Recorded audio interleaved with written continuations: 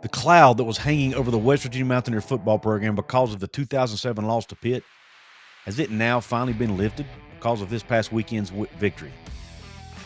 What about the penalty that was not enforced at the end of the first half in that Pitt game?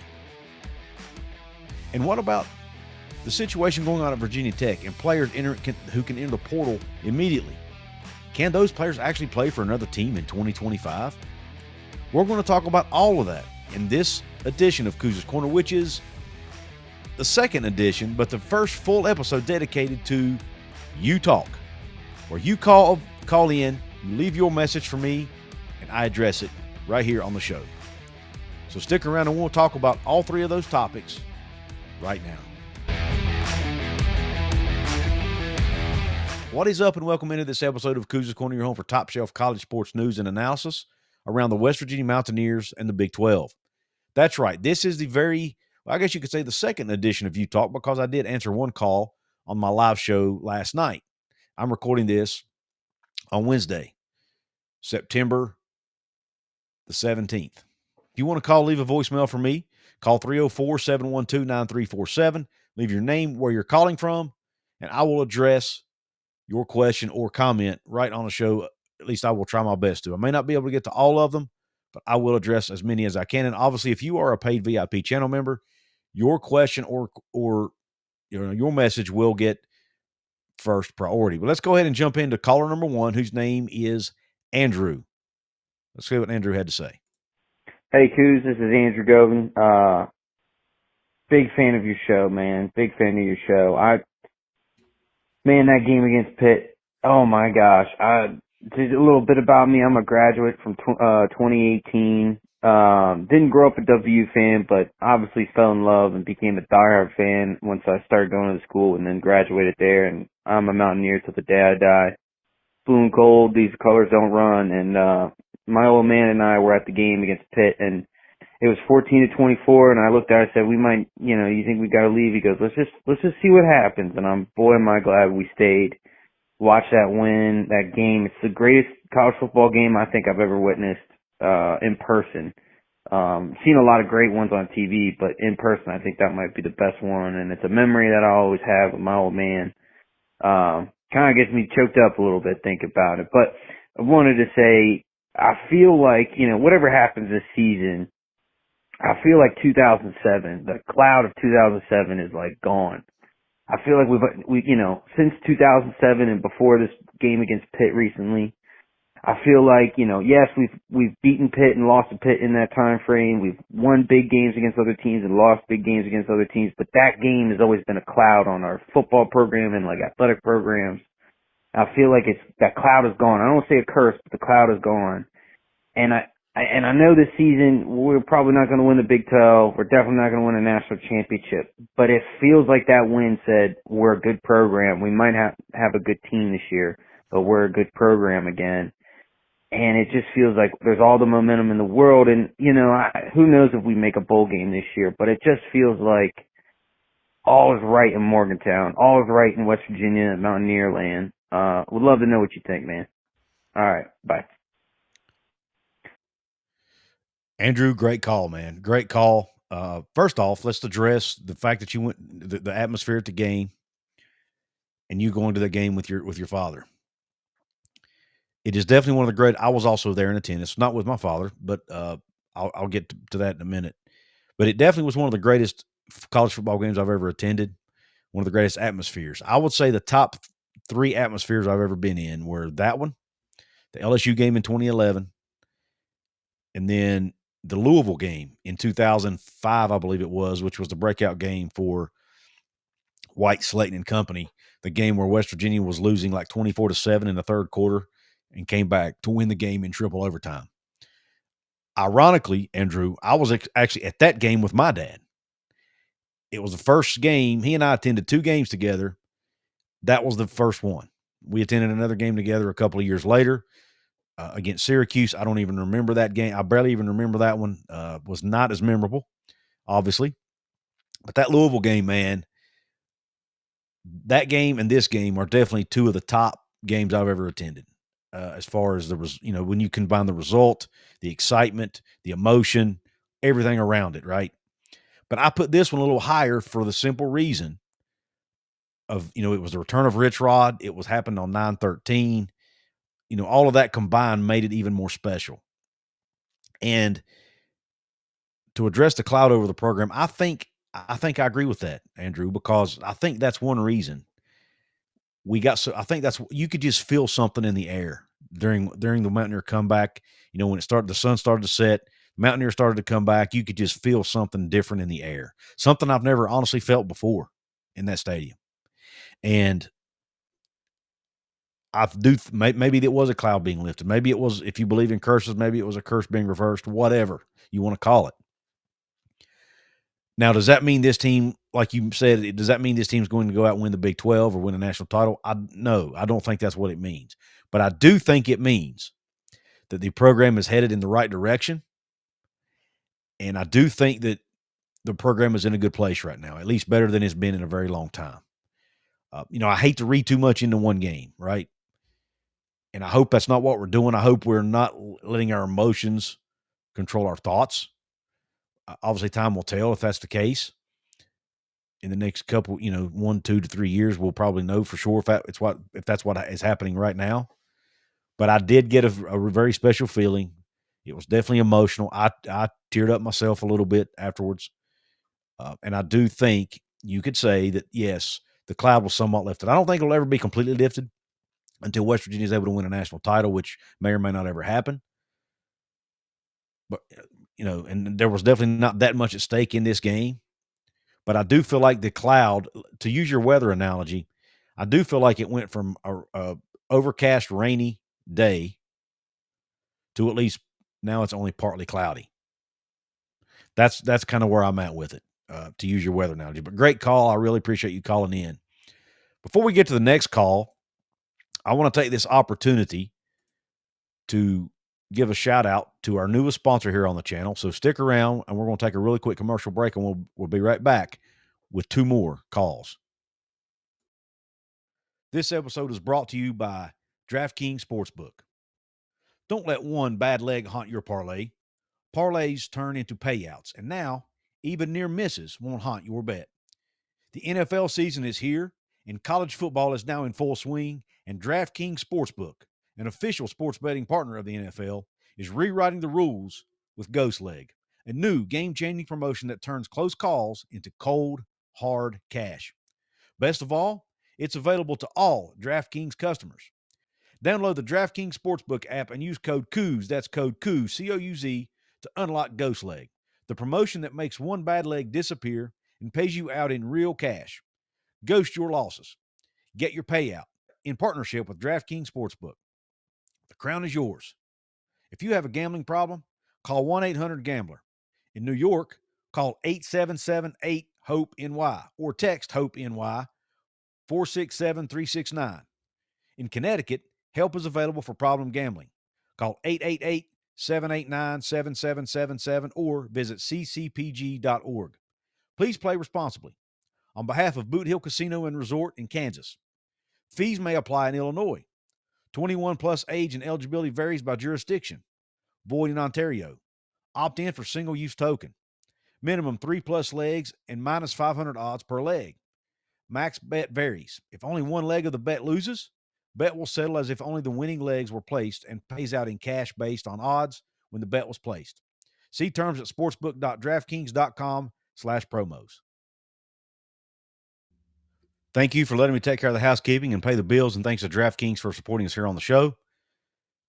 And let's go ahead and get back to the calls. Again, reminder that you can call and leave a voice message for me, and I'll answer it on a show, just like I'm doing here today.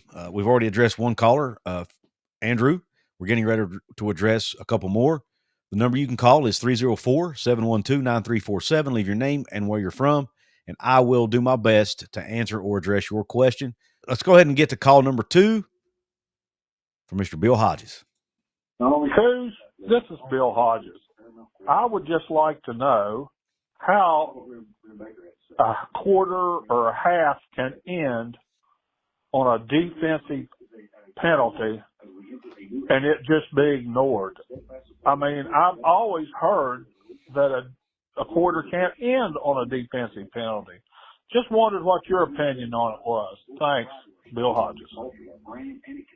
Couz? All right, Bill. Thank you. Great question. Bill, based on what, and again, I'm going to preface this by saying I'm no rules expert. So if is anyone listening or watching this, please let me know if I get this wrong. Fact check me. But it's my understanding, Bill, based on the research I've done, that a half, not necessarily a quarter, but a half cannot end on a defensive penalty, or a game cannot end on a defensive penalty. So, and for those of you who may not know what I'm talking about, the end of the first half of the West Virginia Pitt game, Nico Marchiol was sliding. He slid, got hit late. They threw a flag. But then they called a penalty for roughing the passer or personal foul, whatever they call, right? It was a 15-yard penalty. But then they proceeded to say, but because the time was off the clock and West Virginia had no more timeouts, the half is over. So they didn't enforce the penalty. So what good is a 15-yard penalty that can't be enforced? Based on my research, if that happens in college football, the offense is supposed to get an untimed down. And in that case, if I remember correctly, they would have been in field goal range. I actually was not in my seat when that happened. It happened right at the end of the half, and I was on my way out to the restroom / concession stand. So I missed it, but I saw the replay of it and heard about it. It's my understanding that the offense is supposed to get an untimed down. Now, I could be completely wrong on that. Maybe it's up to the officials in that regard. I don't know. But my research told me that West Virginia should have gotten an untimed down, and in that case, probably would have gotten to kick a field goal and may have been up 10-3 instead of 7-3 at the half. Now, it obviously ended up not hurting West Virginia. They ended up winning the game anyway. But that could have turned out to be a huge moment in that game had things not turned out the way they did. But, Bill, I hope I answered your question, and I hope I did it sufficiently. But, again, if anybody else knows a better answer than me, feel free to let Bill and I know in the comment section. Now, the final question is a very interesting one, and one I'm going to do my best to answer. But, again, it's concerning the rules of college football. So let's listen to it. Couz, my name's Dave. I have a question about Virginia Tech. They just fired their head coach, and to my understanding, the portal has opened for 30 days for their players. What happens if all their players enter the portal and they don't have enough players to field a team for the rest of the year? And second of all, how can their players enter the portal and play for two different teams in the same year? Thank you. Bye. Thank you, Dave, for the call. Great question. Again, I'm no rules expert. I'll preface it by saying that, but based on my research on this, Dave, first off, let me answer the first part of the question. Yes, players can enter the portal. They have 30 days to enter the portal if your coach leaves. That is definitely accurate based on my understanding. Is it possible that they lose so many guys they can't field a team? I guess technically that's possible. And that's definitely a risk you take when you decide to fire your coach 3 games into the season. However, I think it's extremely unlikely that happens for a couple reasons. Number one, the obvious one, which is I don't think if you lose, most players are likely going to want to stay and finish out the season with their teammates, right? The new coach is going to come in. He's going to hype them up, let them know, hey, let's go do something special. Let's prove all these people wrong, yada, yada, yada. Maybe sometimes that works, sometimes it don't. But there will be a lot of guys who will buy into that and try to make things work especially the guys who have been in that program for 2, 3, 4 years.